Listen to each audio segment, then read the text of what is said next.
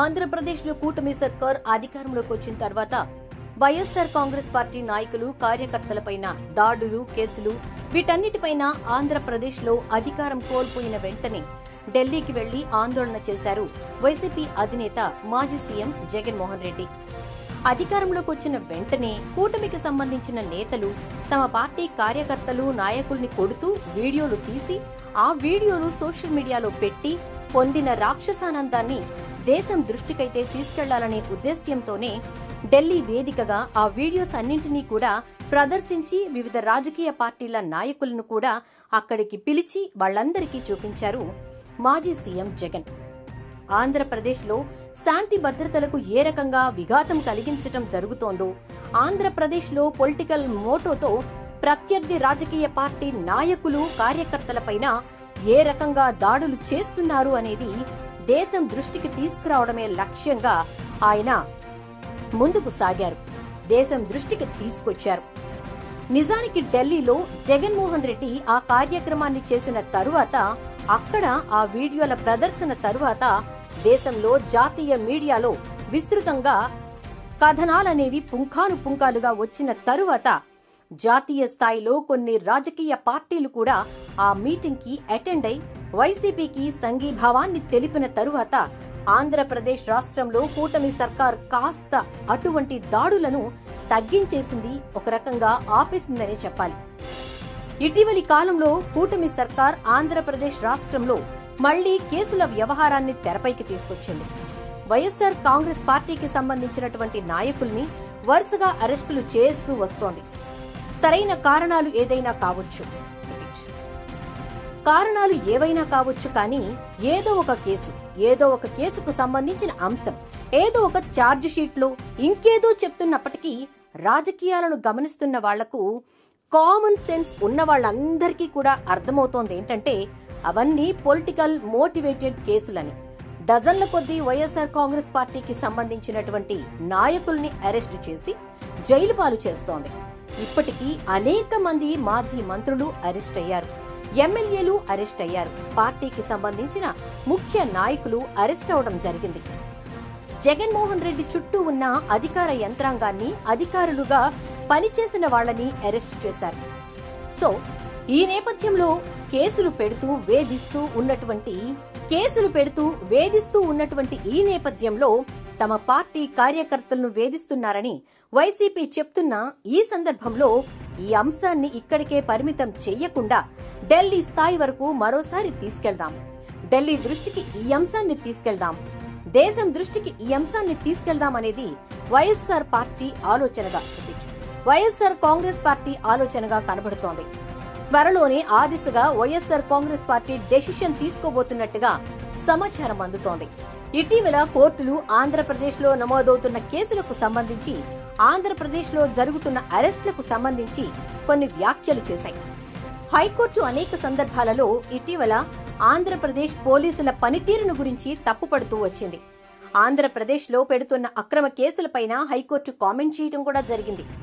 ఇటీవల తురకా కిషోర్ అనే వ్యక్తి, మాచల నియోజకవర్గానికి సంబంధించిన తురకా కిషోర్ అనే వ్యక్తి అరెస్టుకు సంబంధించి హైకోర్టు చేసినటువంటి వ్యాఖ్యలు రాష్ట్ర ప్రభుత్వం ఏ స్థాయిలో కక్ష సాధింపులకు పాల్పడుతోంది అనే దానికి ఒక నిదర్శనంగా కనపడుతోంది. తురకా కిషోర్ అరెస్టు సందర్భంగా పోలీసులు వ్యవహరించినటువంటి తీరుపైన కోర్టు ఆగ్రహం వ్యక్తం చేసింది. అంతేకాకుండా ఇటీవలి కాలంలో జర్నలిస్ట్ కొమ్మినేని శ్రీనివాసరావు అరెస్టు సందర్భంగా కూడా సుప్రీంకోర్టు చేసినటువంటి వ్యాఖ్యలు వైఎస్సార్ కాంగ్రెస్ పార్టీకి బలాన్నిచ్చాయనే చెప్పాలి. ఆంధ్రప్రదేశ్లో కూటమి సర్కార్ అక్రమ కేసులు పెడుతోంది, వేధింపుల కోసం కేసులు పెడుతోంది అనే దాన్ని సుప్రీంకోర్టు కూడా నిర్ధారించినట్లయింది. ఇలాంటి అనేకమైనటువంటి కేసులకు సంబంధించి రాష్ట్ర హైకోర్టు, సుప్రీంకోర్టు ప్రభుత్వాన్ని తప్పుబడుతూ, పోలీసుల్ని తప్పుబడుతూ చెప్పిన మాటలు అన్నీ కూడా దేశం దృష్టికి తీసుకెళ్లాలనుకుంటోంది. ఆంధ్రప్రదేశ్లో కూటమి సర్కార్ మమ్మల్ని వేధిస్తోంది అని రాజకీయ పార్టీగా మనం గగ్గోలు పెట్టడం కంటే, ఆంధ్రప్రదేశ్లో కూటమి సర్కార్ చట్టాలను ఎలా ఉల్లంఘిస్తోంది, ఆంధ్రప్రదేశ్లో పోలీసులు అక్రమ కేసులు ఎలా పెడుతున్నారు అనే దానికి సంబంధించినటువంటి హైకోర్టు, సుప్రీంకోర్టు, ఇతర కోర్టులు చెప్పిన మాటల్ని దేశం దృష్టికి తీసుకెళ్తాం. ఓ రాజకీయ పార్టీగా మనం చేస్తే ఆరోపణ అవుతోంది, ఓ ఓ రాజకీయ పార్టీగా మనం చేస్తే అది ఆరోపణ అవుతుంది. కానీ కోర్టులు చేస్తే ఆరోపణ కాదు. కోర్టులు చెప్పింది, కోర్టులు అబ్జర్వ్ చేసింది దేశం దృష్టికి తీసుకెళ్దామనేది వైసీపీ ఆలోచనగా కనబడుతోంది. దానిలో భాగంగానే ఇప్పటి వరకు ఏ అంశాలకు సంబంధించి, ఏ కేసులకు సంబంధించి హైకోర్టు రాష్ట్ర ప్రభుత్వాన్ని తప్పుపడుతూ తీర్పులు చెప్పిందో, కామెంట్స్ చేసిందో, సుప్రీంకోర్టు ఏ అంశాలకు సంబంధించి రాష్ట్ర ప్రభుత్వాన్ని, పోలీసులను తప్పుపడుతూ తీర్పులు చెప్పి కామెంట్స్ చేసిందో వాటన్నిటినీ సమ్ ఆఫ్ చేసి ఢిల్లీ కేంద్రంగా వాటిని ప్రదర్శించాలనే ఆలోచన చేస్తున్నారు. అంతేకాకుండా ఆంధ్రప్రదేశ్ రాష్ట్రానికి సంబంధించిన హైకోర్టు ఇటీవల రాష్ట్రంలో ఎక్కడ అరెస్టు జరిగినా ఇమ్మీడియట్ గా మీరు రిమాండ్ ఇచ్చేస్తున్నారు. రిమాండ్ కి ఇవ్వడం అనేది ఆ పౌరుడి యొక్క ప్రాథమిక హక్కులకి భంగం కలిగించడమే అవుతోంది. అసలు ఆ కేసేంటో కూడా కనీసం చూడకుండా, ఎఫ్ఐఆర్ ని కూడా పరిశీలించకుండా పోలీసులు అరెస్టు చేసి మీ దగ్గరకు తీసుకురాగానే ఇమ్మీడియట్ గా మీరు రిమాండ్ అని ఎలా ఇచ్చేస్తున్నారంటూ రాష్ట్రంలో ఉన్న అందరు మెజిస్ట్రేట్లకు ఒక నోట్ ని పంపించింది. సుప్రీంకోర్టు గైడ్ లైన్స్ ని ఫాలో అవ్వండి అని చెప్పింది.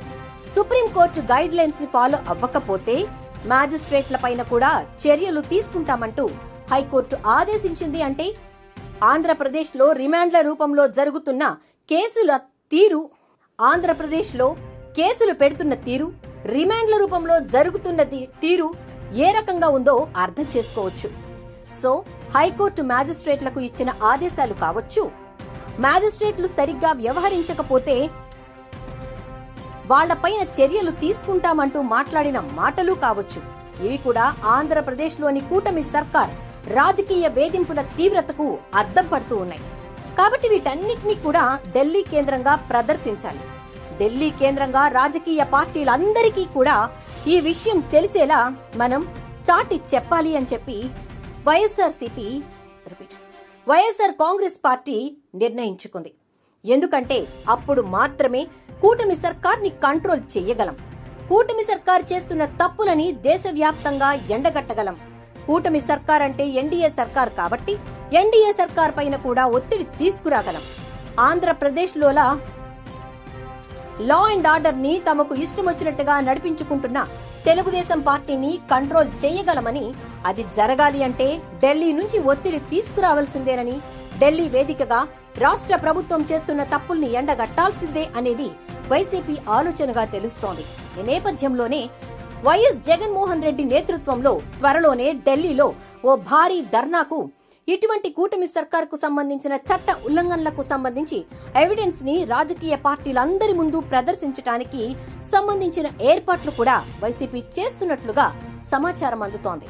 ఇదే జరిగితే ఖచ్చితంగా గతంలో కూటమి అధికారంలోకి రాగానే ఆ దాడుల అంశానికి సంబంధించి ఢిల్లీలో ప్రదర్శించిన వీడియోలు చూసిన తరువాత, ఆ వీడియోలు నేషనల్ మీడియాలో కూడా వచ్చిన తరువాత చాలా రాజకీయ పార్టీలు ఎందుకు టీడీపీ ఇలా బిహేవ్ చేస్తోంది అని చర్చించారు. సో ఇప్పుడు కోర్టుల వ్యాఖ్యలు, కోర్టుల తీర్పులు, జరుగుతున్న అరెస్టుల సందర్భంగా జరిగే ప్రొసీజర్స్ ఇవన్నీ కూడా రాజకీయ పార్టీల దృష్టికి తీసుకెళ్తే అటు భారతీయ జనతా పార్టీ పైన ఒత్తిడొస్తుంది, దేశవ్యాప్తంగా తెలుగుదేశం పార్టీ పరువు కూడా పోతుంది. కాబట్టి ఈ రకంగా కూటమి సర్కార్ పైన ఒత్తిడి తీసుకురావచ్చుననేది వైసీపీ ఆలోచన. చూడాలి వైసీపీ ఈ ధర్నా ఎప్పుడు చేయబోతోంది, ఈ ధర్నా తర్వాత ఒత్తిడి పెరుగుతుందా, కూటమి సర్కార్ కౌంటర్ ప్లాన్ ఎలా ఉంటుంది అనేది వేచి చూడాలి.